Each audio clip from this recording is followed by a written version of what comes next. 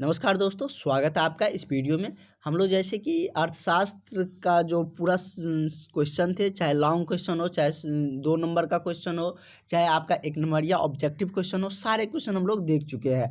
और जैसे कि हमने आपको बताए थे कि आज हम लोग इतिहास शुरू करने वाले हैं और 2 दिन में, आज से कल तक में हम लोग सोशल साइंस समाप्त कर लेंगे। उसके बाद हम लोग संस्कृत और हिंदी देखेंगे। तो आपको सारा सब्जेक्ट टाइम पर हम आपको समाप्त करके देंगे, तो आप लोग घबराइए नहीं। सारा कुछ आपको चाहे हम 1-1.5 घंटा का क्लास चलाना पड़े, लेकिन हम आपको सारा सब्जेक्ट को अच्छे से पढ़ा के देंगे ताकि आप माध्यमा में अच्छा नंबर ला सके। और इसके लिए आप लोग इस नंबर पर कांटेक्ट करें। आपको सारा कुछ जो पीडीएफ है, जैसे कि ये क्वेश्चन आंसर है, तो ये आपको मिल जाएगा, जिससे कि आप रिवाइज कर सकते हैं। तो आप लोग इस नंबर पर कांटेक्ट करें 7050 87 29 96। इस नंबर पर संपर्क करें। आपको पीडीएफ क्लास सारा कुछ आपको व्हाट्सएप में मिलता रहेगा। जो भी क्लास छूट गया है वो भी आपको मिलेंगे। तो इस नंबर पर आप लोग ज़रूर कांटेक्ट करें। तो चलिए हम लोग स्टार्ट करते हैं आज के क्लास को हम लोग। और सारा कुछ हम लोग जानते हैं कि कैसे क्या आप लोगों की सोशल साइंस का वेटेज रहता है, वो भी देख लेते हैं। इतिहास से आपका 20 नंबर का रहता है, ये जानना जरूरी है। 20 नंबर भूगोल से, 17 नंबर नागरिक से जो कि सिविक्स से, और 17 नंबर आपका अर्थशास्त्र जो कि हमारा हो गया 17 अंक का। और उसके बाद यदि हम बात करें तो आपदा प्रबंधन से 6 अंक का होता है, जो कि आपको 2-4 चीज़ हम बता देंगे, उसमें ज़्यादा दिक्कत नहीं है। और कुछ प्रैक्टिकल होते हैं, तो इसके लेकर टोटल आपका 100 मार्क का होता है। इसमें से आपको 80 मार्क तक ले आ सकते हैं। 80 मार्क ले आइएगा तो आपको बहुत अच्छा वेटेज बन जाएगा, बहुत अच्छा नंबर आ जाएगा। तो चलिए बिना देरी किए हुए हम लोग क्लास को स्टार्ट करते हैं। और जो भी स्टूडेंट नए हैं तो वो लोग ज़रूर पीडीएफ ले लें, क्योंकि इससे आपको डायरेक्ट बेनिफिट होंगे। जो भी जैसे जैसे क्लास चलेंगे सारे पीडीएफ आपको मिलता रहेगा। कह रहा इतिहास की परिभाषा देती। इतिहास क्या होता है? इतिहास मतलब 2 शब्द से बना है, इति प्लस हास। ये हम आपको बता देते हैं, लेकिन ये आपसे पूछे नहीं जाएंगे। इति मतलब होता है कि बीती हुई घटना, जो बीता हुआ, जो कुछ समय पहले कुछ बीत गया था, उस घटना को। हास का अर्थ होता है कहानी। तो उसी को यदि कहानी के टर्म में बताया जाता है क्रमबद्ध तरीके से, तो उसको क्या कहते हैं? इतिहास। मतलब बीती हुई घटना को क्रमबद्ध अध्ययन करना ही क्या कहलाता है? इतिहास कहलाता है। जैसे कि बहुत समय पहले कौन सी घटना हुई थी, जैसे कि 1919 में जलियांवाला बाग हत्याकांड हुआ था, वो कैसे हुए थे, क्यों हुए थे, उसी को हम लोग क्रमबद्ध तरीके से जानेंगे। तो उसको हम लोग क्या कह देंगे? इतिहास कह देंगे। और इसके जन्मदाता किसको माना जाता है? हेरोडेटस को माना जाता है, जो कि यूनान के रहने वाले थे। उसके माता पिता, सारा कुछ डिटेल्स दिया गया है। वो अभी आपके लिए ज़रूरत नहीं है, टाइम रहता तो सारा कुछ डिटेल्स में हम बताते। यहाँ से क्वेश्चन आपको स्टार्ट होता है और सारे क्वेश्चन आपके लिए महत्वपूर्ण क्वेश्चन है।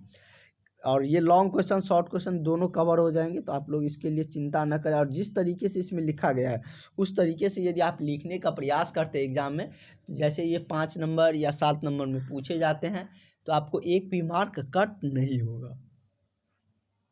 कह रहा है कि भारत में क्रांतिकारियों के प्रभाव को समाप्त करने के लिए, मतलब कह रहा है कि रॉलट एक्ट से आप क्या समझते हैं? रॉलट एक्ट क्या है, हम आपको बता देते हैं। रॉलट एक्ट एक तरह के से सरकार के द्वारा लाया गया एक्ट था, कानून था। जैसे कि अभी आप लोग सुनते होंगे कि ड्राइवर हड़ताल पे है, उसके लिए एक नियम बनाया जा रहा है सरकार की तरफ से। तो वैसे ही अंग्रेज के समय में एक रॉलट एक्ट लाया गया था, एक नियम पारित किया गया था। उसमें कहा गया था कि जो भी व्यक्ति, मतलब क्रांतिकारी, कोई भी वार्ता करेंगे या मतलब कि जिस पर भी संदेह होंगे कि ये मतलब कि आज़ादी के लिए आवाज़ उठा रहे हैं या कुछ ऐसा कर रहे हैं, तो उसको बिना संदेह के, मतलब कि बिना उसको पूछताछ के, उसके संदेह पर ही उसको हिरासत में लेकर उसको अंदर कर सकता है, जेल में दे सकता है। और वो अपने बचाव में न तो वकील रख सकता है, न अपनी दलीलें पेश कर सकता है। तो ये बहुत ही खराब कानून था।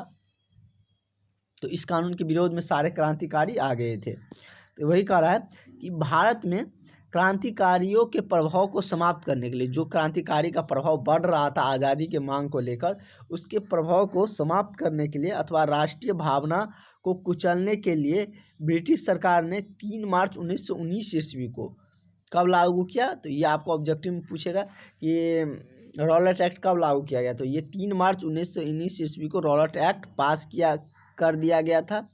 और इसे काला कानून भी कहा जाता है। यदि आपसे पूछा जाए काला कानून किसको कहते हैं, तो रॉलट एक्ट को ही काला कानून कहते हैं। इस एक्ट के अनुसार मजिस्ट्रेट किसी भी संदेहास्पद व्यक्ति को गिरफ्तार कर सकता था, उस पर मुकदमा चला सकता था और इस एक्ट को बिना अपील, बिना वकील, बिना दलील भी कहा जाता है। अगर इस एक्ट के तहत किसी क्रांतिकारी को पकड़कर जेल में दिया जाता था तो वो क्रांतिकारी अपने बचाव के लिए न तो अपील कर सकता था, ना ही वकील रख सकता था और ना ही अपनी दलीलें पेश कर सकता था कि हम निर्दोष हैं। तो आप समझ सकते हैं, इसीलिए इसको काला कानून भी कहा गया है। तो इसी के विरोध में सारे कुछ चल रहे थे। तो आगे क्या होता है, जलियांवाला बाग हत्याकांड हो जाते हैं, तो ये सब भी हम आपको बताएंगे। इसी सब के विरोध में हो रहे थे, क्योंकि इसके तहत बहुत सारे को लाला लाजपत राय और भी बहुत सारे जो थे उनको अंदर कर दिया गया था, क्रांतिकारी को। नेक्स्ट भीविया क्वेश्चन है कि चंपारण सत्याग्रह का संक्षिप्त विवरण दे। कह रहा है कि चंपारण सत्याग्रह का संक्षिप्त विवरण क्या होगा। चंपारण सत्याग्रह क्या था। चंपारण सत्याग्रह महात्मा गांधी का पहला सत्याग्रह था जो कि बिहार से चलाए गए थे। ये बात भी ध्यान में रखिएगा, यदि आप टू द पॉइंट भूल जाते हैं कि जो हम बात कहे रहेंगे वो आप लिख सकते हैं कि चंपारण सत्याग्रह बिहार से चलाया गया सत्याग्रह था या आंदोलन था, जो कि चंपारण जिले से शुरू हुआ था। जो कि नील की जो खेती होती थी वो अंग्रेज ज़बरदस्ती किसानों से करवा रहे थे, उसी के विरोध में ये चल रहे थे और इसका नेतृत्व महात्मा गांधी ने किया था और महात्मा गांधी का पहला ये आंदोलन भी था भारत में। चलिए क्या लिखा है वो भी हम लोग जान लेते हैं। चंपारण सत्याग्रह नीले अंग्रेजों के विरोध में था, मतलब अंग्रेज जो नील की खेती करवा रहे थे उसके विरोध में थे, क्योंकि किसान नहीं करना चाहते थे कि जिस खेत में नील की खेती हो जाती थी उस खेत की उर्वरकता कम हो जाती थी, उसमें पैदावार कम होती थी, इसलिए किसान नहीं चाहते थे कि हम अपने खेत में नील की खेती करें और अंग्रेज ज़बरदस्ती नील की खेती कपड़ा पे छिड़काव के लिए करवाते थे। कह रहा है कि अंग्रेज लोग चंपारण के किसानों को 3/20 हिस्से में, मतलब आपके पास जितना ज़मीन है उसका 3/20 हिस्से में नील की खेती करने के लिए मजबूर करते थे। जैसे कि आपके पास 20 बीघा ज़मीन है या 20 कट्ठा है तो इसको इतना से भाग दे दीजिए, सिंपल है।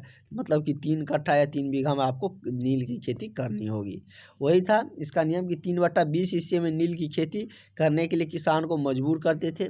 किसान नील की खेती नहीं करना चाहते थे, कारण कि जिस खेत में नील की खेती होती थी वह खेत अनउपजाऊ हो जाता था, इसी कारण से किसान नहीं करना चाहते थे।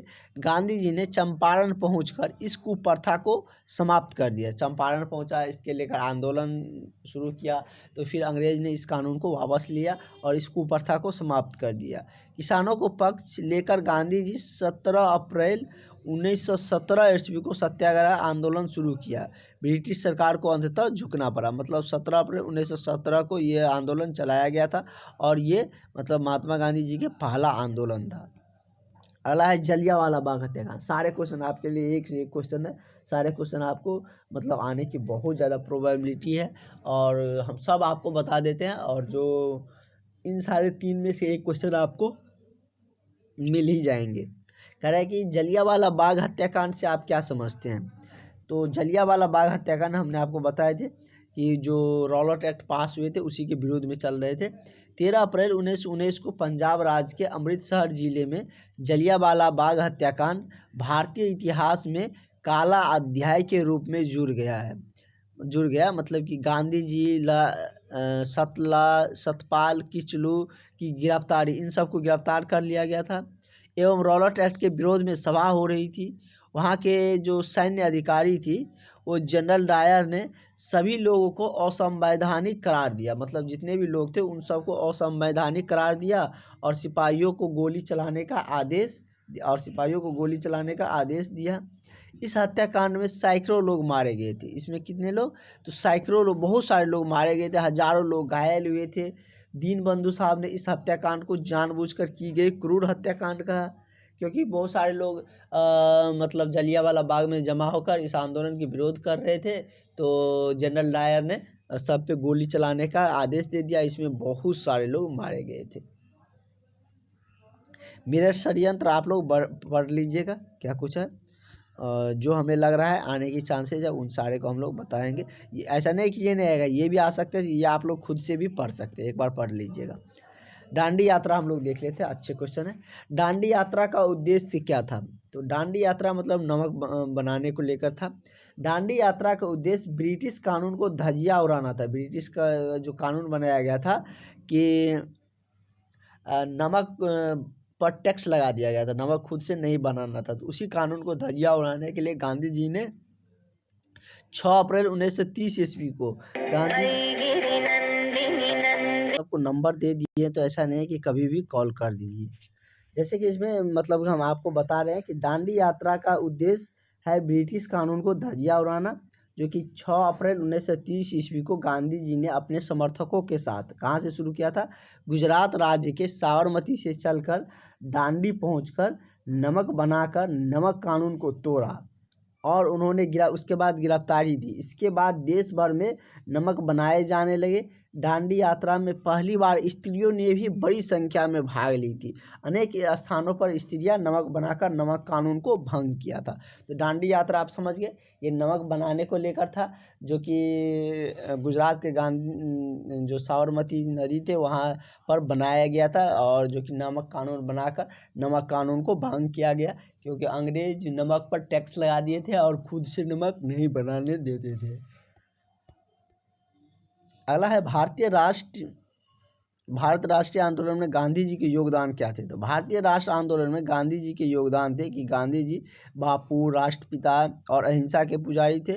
उनके सम्मान में गांधी जी ने सत्य और अहिंसा के बल पर स्वतंत्रता आंदोलन में छाए रहे और सूर्य के समान चमकते हुए गांधी जी 1947 तक अपने राष्ट्रीय आंदोलन में अमिट योगदान निम्न है। बहुत सारे योगदान दिए थे, जो कि इस तरीके से देख सकते हैं। स्वतंत्रता आंदोलन का नया तरीका लाया था शांतिपूर्ण तरीके से, और सहयोग आंदोलन चलाए गए थे 1920 से 1922 ईस्वी तक। ये मतलब जलियांवाला बाग हत्याकांड के बाद असहयोग आंदोलन चलाया गया था, जिसमें कि ब्रिटिश की कोई जितने भी चीज़ें थे, स्कूल, कोर्ट, कचहरी, सारे कुछ बंद कर दिए गए थे। उसके बाद अंग्रेजी दमनकारी नीति को मतलब असफल करने के लिए लाया गया था। समाज सुधार में भी गांधी जी का बड़ा योगदान था। सविनय अवज्ञा आंदोलन भी जो नमक बनाने को लेकर जुड़े थे, वो भी गांधी जी के नेतृत्व में थे। भारत छोड़ो आंदोलन भी गांधी जी के नेतृत्व में चलाए गए थे। ये सारे गांधी जी के योगदान थे। इस तरीके से आप पॉइंट टू पॉइंट बनाकर लिख सकते हैं, जिससे कि आपको पूरी मतलब अंक मिल सके। और हम लोग असहयोग आंदोलन देखते हैं। कह रहा है कि असहयोग आंदोलन पर टिप्पणी लिखे।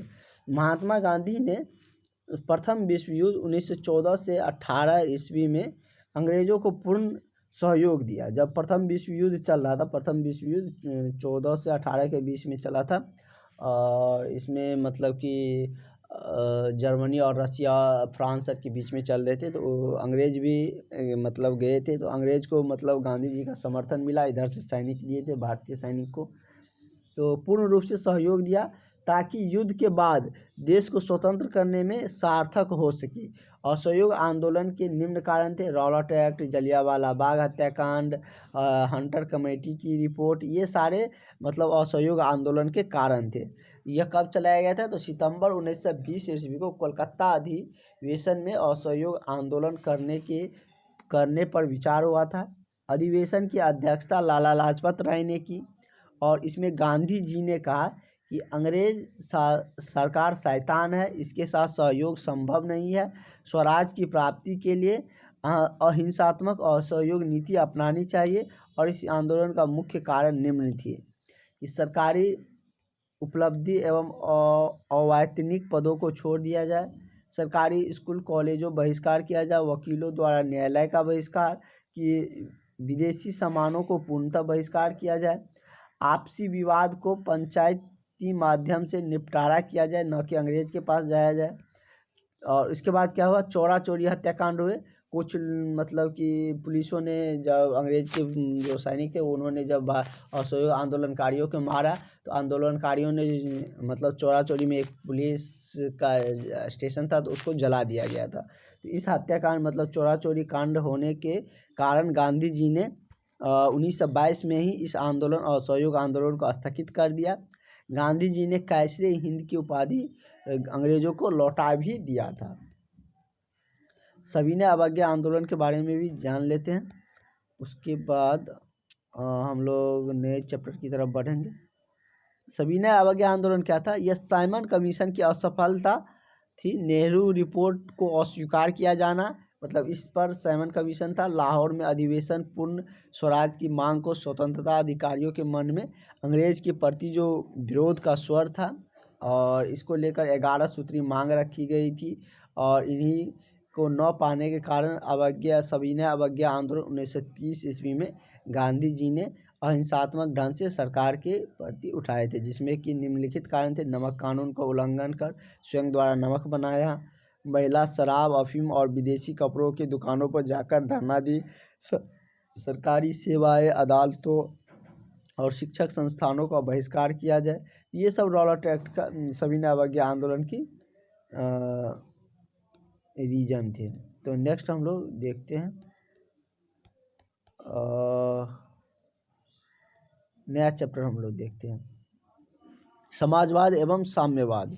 समाजवाद का अर्थ होता है कि सब में मतलब सारा कुछ समान तरीके से माना जाए, मतलब कि समाज के जितने भी लोग हैं सबको समान मतलब चीज़ें होनी चाहिए, समान अधिकार होने चाहिए। और साम्यवाद का अर्थ होता है कि मतलब एक के पास यदि ज़्यादा है तो उससे लेकर सब में वितरण करके समानता लाया जाए। और ये सब किसकी नीति थी? तो कार्ल मार्क्स की नीति थी। तो इसमें जो खूनी रविवार है, लाल रविवार, उसके बारे में भी आप लोग बहुत चर्चा सुने होंगे। आज आप लोगों को ये भी बता देते हैं कि क्या हुआ था रविवार के दिन, खूनी रविवार क्यों कहा जाता है। सन 1905 ईस्वी में ऐतिहासिक रूस जापान जो प्रथम विश्व युद्ध चल रहा था, रूस जापान युद्ध में रूस बुरी तरह हार गया, रूस की हार हो गई। इस हार के कारण सन 1905 में रूस में क्रांति आ गई, और 22 जनवरी 1905 को जनता ने वहाँ पर जो रोटी की भी कमी होने लगी, तो जनता ने रोटी दो नारे के साथ राजमहल की ओर बढ़ने लगा, क्योंकि वहाँ पर राजशाही शासन था, तो राजमहल की ओर बढ़ने लगा। और उस समय के जो शासन थे जार निकोलस द्वितीय थे, इसमें यहाँ पर लिखा गया है जार। तो जार की सेना, राजा का नाम था, जार की सेना ने इन निहत्थों पर गोली चलाने का आदेश दे दिया था, जिसके कारण बहुत सारे स्त्रियां बच्चे मारे गए थे। और वह रविवार का दिन था, तभी से उस दिन को खूनी रविवार कहा जाता है। क्या है खूनी रविवार? आप लोग समझ गए। अगला अक्टूबर क्रांति या बोल्शेविक क्रांति। तो रूस में लेनिन ने बल प्रयोग द्वारा केरेंस्की सरकार को पलट देने का निश्चय किया। लेनिन वहाँ का मतलब सत्ता चाहता था। लेनिन ने जनता और तथा सेना दोनों के साथ, लेनिन को मतलब जनता का भी और सेना दोनों का साथ मिला, और 7 नवंबर 1917 ईस्वी को लेनिन के बोल्शेविक नेता ने रेलवे स्टेशन, बैंक, डाकघर, कचहरी आदि पर अधिकार कर लिया, और केरेंस्की रूस छोड़कर भाग गए। इस प्रकार सत्ता में कौन आ गए? लेनिन आ गए थे। कारण रूस की क्रांति का क्या क्या कारण था? तो रूस की क्रांति का कारण क्या था? तो जार जो राजा थे उसकी निरंकुशता या अयोग्य शासन, वो अच्छे तरीके से शासन नहीं कर रहा था, एक कारण तो ये था। दूसरा कारण था मजदूरों की दयनीय स्थिति। मजदूरों से ज़्यादा देर काम करवाने के पश्चात उसको कम वेतन दिए जाते थे, जिस कारण से मजदूर को मालिक से दुर्व्यवहार, हड़ताल, प्रतिबंध या किसी भी प्रकार का अधिकार नहीं था। इस कारण से मजदूर क्षुब्ध भी रहते थे। उसके बाद था कृषकों की दयनीय स्थिति। रूस में बहुसंख्यक कृषि थे, क्योंकि अभी भी आपको पता है कि सबसे क्षेत्रफल की दृष्टि से सबसे बड़ा विश्व में अगर कोई देश है तो वो रूस है। तो यह रूस मतलब रूस में बहुसंख्यक किसान थे। किसानों के पास पूंजी का अभाव था। किसान करों के बोझ के से दबे हुए थे। फलतः किसान भी क्षुब्ध रहने लगे थे। उसके बाद औद्योगिकीकरण की समस्या। युद्ध के पश्चात वहाँ पर औद्योगिक की भी समस्या आने लगी, और रूसीकरण की जो नीति थी उससे भी लोग खफा थे। तो ये सारे रीजन थे रूस की क्रांति का। तो आज हम लोग इसको भी पूरे अच्छे तरीके से देख लेते हैं। इसमें जो इम्पोर्टेंट्स है, अब वही लेनिन के बारे में हम लोग जान चुके हैं। पूंजीवादी वर्ग के बारे में आपको बता देते हैं। पूंजीवादी वर्ग एक ऐसी अर्थव्यवस्था है जिसके तहत उत्पादन के सभी साधनों पर पूंजीपतियों का अधिकार होते हैं। जैसे कि वे ही कारखाने लगाते हैं, उत्पादन करते हैं, और इस अर्थव्यवस्था में पूंजीपति को बहुत ही लाभान्वित होते हैं। जैसे कि कोई भी पूंजी किसी भी चीज़ में फैक्ट्री में कोई चीज़ का उत्पादन होता है तो मजदूर को बहुत कम वेतन मिलते हैं और जितने भी लाभ होते हैं वो पूंजीपति को ही मिलते हैं। उसके बाद है सर्वहारा वर्ग किसे कहते हैं? समाज का ऐसा वर्ग जिसमें किसान, मजदूर, फुटपाथ दुकानदार, आम गरीब लोग जिसके पास अपने कहने के लिए कोई वस्तु नहीं है, सर्वहारा वर्ग कहे जाते हैं। समझ गए? पूंजीपति और सर्वहारा वर्ग समझ गए। लेनिन की नीति भी हम लोग देख चुके आगे। अब कार्ल मार्क्स के बारे में जान लेते हैं। कार्ल मार्क्स से भी क्वेश्चन आते हैं। उसके बाद आपका ये चैप्टर का ड ही एंड हो जाएगा। शाम में हम इसको पूरी तरीके से कवर कर लेंगे। तो कार्ल मार्क्स के बारे में जान लेते हैं। क्या है कार्ल मार्क्स की नीति क्या थी? कार्ल मार्क्स की जीवनी एवं सिद्धांतों का वर्णन करें। कार्ल मार्क्स का जन्म 5 मई 1818 ईस्वी को जर्मनी के यहूदी परिवार में हुआ था। मार्क्स ने हाई स्कूल तक की शिक्षा टियर में और बाद में उच्च शिक्षा बॉन विश्वविद्यालय में प्राप्त की। वह विधि शास्त्र में ग्रेजुएट था। इसके बाद उसने बर्लिन चले गए थे। बर्लिन विश्वविद्यालय में दाखिला लिया जहां उसकी मुलाकात हीगल नाम के एक व्यक्ति से हुई और सन 1843 में उसका विवाह जैनी नामक युवती से हुई थी जिससे वह पहले से जानता था, मतलब कह सकते हैं जिससे वह प्रेम करता था, उसी से उस जैनी नाम की लड़की से उसका विवाह हुआ था। उसके बाद है कि कार्ल मार्क्स की रुचि राजनीतिक और समाज सुधार की ओर अग्रसर होने लगे। मतलब इसका जो रुचि थी वो राजनीतिक और समाज सुधार की ओर बढ़ने लगे और मॉन्टेस्क्यू और रूसो के विचार से वह गहन अध्ययन किया और उनके विचारों से यह प्रभावित थे। कार्ल मार्क्स को मजदूरों का मसीहा भी कहा जाता है। मार्क्स ने श्रमिकों के कष्ट और उनकी कार्य दशा के पर गहन अध्ययन किया और विचार किया कि मार्क्स और एंगल ने विचार से प्रभावित थे। दोनों ने मिलकर 1848 ईस्वी में एक साम्यवादी घोषणा पत्र प्रकाशित किया कि मतलब कि समाज में इक्वलिटी रहना चाहिए। ये नहीं कि किसी के पास बहुत ज़्यादा पैसा हो और किसी के पास कुछ है ही नहीं हो। तो इसी को लेकर ये मतलब एक नीति मतलब प्रकाशित किया, एक घोषणा पत्र प्रकाशित किया और इनसे बहुत सारे मजदूर और बहुत सारे सर्वहारा वर्ग लोग प्रभावित भी थे कार्ल मार्क्स से। कार्ल मार्क्स नहीं चाहते थे कि मतलब समाज में अनइक्वलिटी रहे, एक आदमी उद्योग बहुत बड़े मतलब पूंजीपति हो और मजदूर ही करते रह जाए। 1848 ईस्वी में इसी साम्यवादी घोषणा पत्र में मार्क्स ने अपने आर्थिक, सामाजिक, राजनीतिक विचारों को स्पष्ट रूप से व्यक्त किया। कार्ल मार्क्स ने प्रसिद्ध पुस्तक लिखी थी जिसका नाम था दास कैपिटल। दास कैपिटल किसके द्वारा रचना किया गया था? तो कार्ल मार्क्स के द्वारा, और इसे समाजवादी का बाइबल भी कहा जाता है। ये बात भी ध्यान में रखना। उसमें 5 सिद्धांत दिए गए थे। क्या क्या सिद्धांत है वो देख लेते हैं। द्वंद्वात्मक भौतिकवाद का सिद्धांत, वर्ग संघर्ष का सिद्धांत, इतिहास की भौतिकवादी व्यवस्था, मूल्य एवं अतिरिक्त मूल्य का सिद्धांत, राजविहीन एवं वर्गविहीन समाज की स्थापना थी। ये इनके 5 सिद्धांत उसमें दिए गए थे। तो आप लोग इसमें ये जो टॉपिक बच रहे हैं इसको हम लोग शाम वाले क्लास में कर लेंगे। तो इतिहास हमारा शाम में पूर्ण रूप से हम लोग इतिहास को शाम तक पूरे चैप्टर जितने भी है 7 चैप्टर 7 को हम लोग कवर कर लेंगे। तो इसके लिए आप लोग परेशान नहीं होइए, आपको सारा कुछ मतलब कि मिल जाएगा और आप लोग मतलब कि अच्छे तरीके से सारा क्वेश्चन को रिवाइज भी कर लीजिएगा। ये नोट्स जो भी बैच परचेज किया है उन सारे अभ्यर्थियों को ये नोट्स दे दिया जाएगा। तो आप लोग भी ज़रूर बैच ले लें, आपको पूरी सिलेबस कवर करके हम देंगे। इसके लिए आप लोग हमने जो नंबर दिया आपको इस नंबर पर कांटेक्ट करें। आपके पास अब समय बहुत कम है, जितना जल्दी ले लीजिएगा आपके लिए फ़ायदेमंद रहेंगे। लेना तो पड़ेगा ही आप लोगों को, क्योंकि संस्कृत खुद से पढ़ना आसान नहीं है, ये आप जानते हैं, और संस्कृत को हम इसीलिए रोके हुए भी है। तो चलिए हम लोग मिलते हैं नेक्स्ट वीडियो में। Thank you.